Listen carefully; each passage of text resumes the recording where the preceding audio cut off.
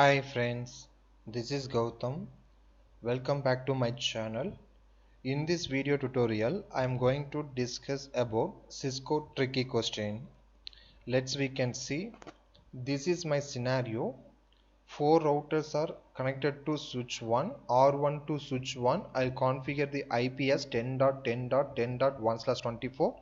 R2 to switch 1, I will configure 172.16.30.1/24, and R3 to switch 1, I will configure 172.16.0.1/24, and R4 router connected to switch 1.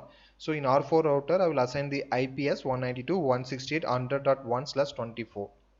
So IP routing is disabled on all four routers. So now we R1 router, R2 router, R3 router and R4 router can communicate each other or not. So this is my question.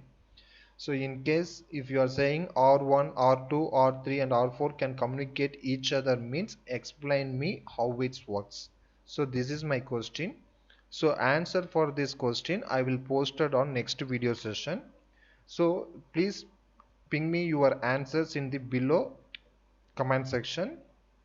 If you have any queries also ping me, I will reply you. So thank you friends, thank you for watching my videos. Subscribe my channel for further updates. Thank you.